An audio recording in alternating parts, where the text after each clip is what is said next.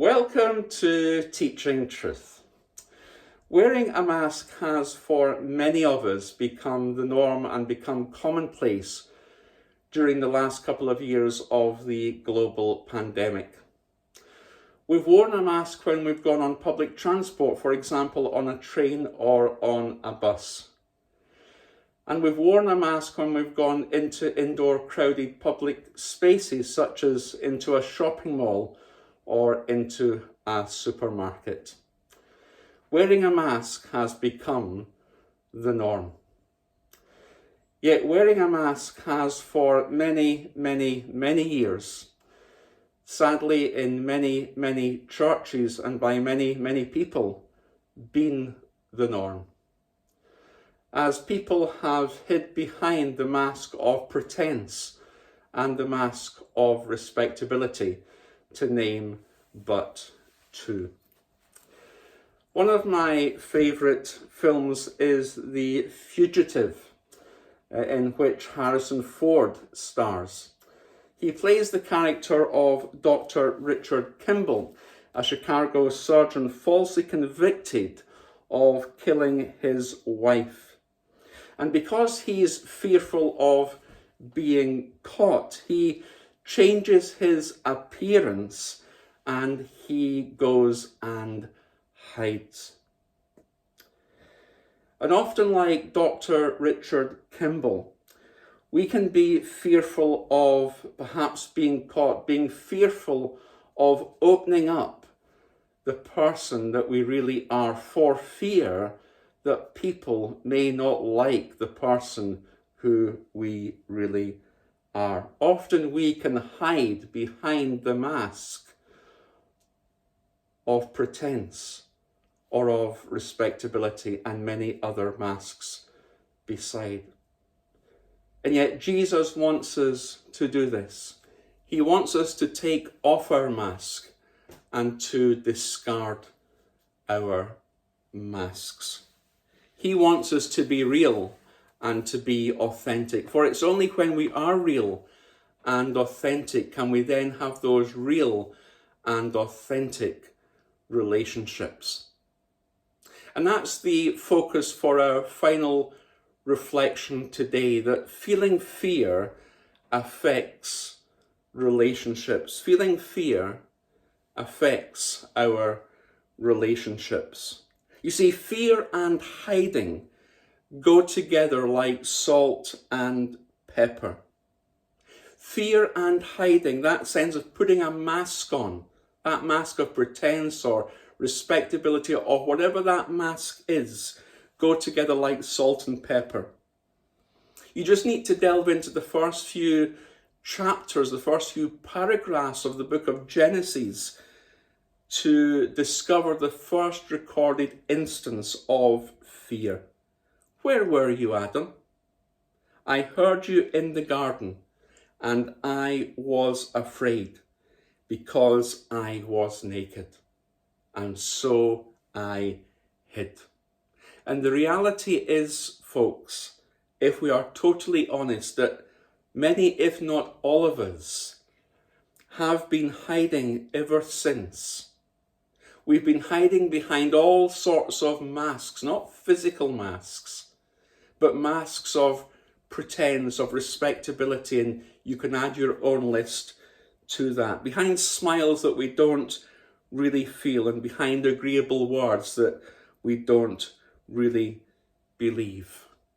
Oh, it's so easy to be false and to have pretense and to wear a mask in church life and allow ourselves not to be vulnerable. Had Peter not allowed himself to be vulnerable by stepping out that boat and feeling the fear of seeing the waves and seeing the wind and crying out in fear to Jesus, had he not felt that fear, he would never have had developed that relationship with Jesus. He overcame his fear by recognizing his vulnerability. He, as it were, took his mask off. He stepped out the boat. He was willing to put himself in that place of being vulnerable. And like Peter, we need to put ourselves in that place of being vulnerable, of just being who we really are, of not wearing those masks of pretense or of respectability or whatever those masks may be. Because it was only when Peter, as it were, discarded his mask and allowed himself to be vulnerable, allowed himself to be who he really was. Yes, that failure, that one who denied Jesus 3 times, could he then have that relationship with Jesus? How many disciples walked on the water back to the boat with Jesus? Only one, and his name was Peter, because Peter allowed himself through his fears to be vulnerable, and as a result he engaged a relationship with Jesus that none of the other 11 disciples experienced in quite the same way. Feeling fear affects relationships. When we are fearful, we shy away, we go hide, we wear those masks. And it is always so easy, particularly in church life, to wear those masks. A book that has been deeply challenging to both Adrian and I before we got married, and that we dip into on occasion since, has been Tim Keller's book, The Meaning of Marriage. If you're looking for a book on marriage, this is the one to go to.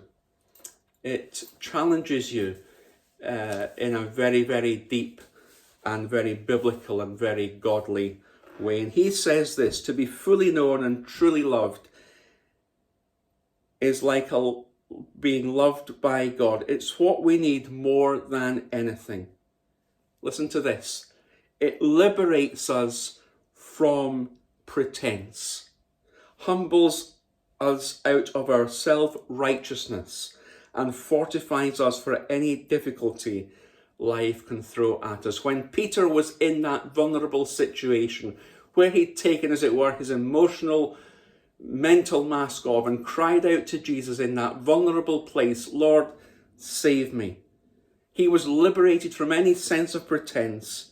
He was humbled out of any sense of self-righteousness, and it fortified him when Jesus took his hand for the difficulties that he would then encounter. Friends, when we take off our mask, whatever mask we might be wearing, be it a mask of pretense or self-righteousness or respectability, and you know what mask you might be wearing today, when we do that, we have that sense of liberation. And only once we take off our mask and have that sense of liberation can we then develop that good, healthy relationship, not only with Jesus, but develop good and healthy relationships with our brothers and sisters, those who follow Jesus as well.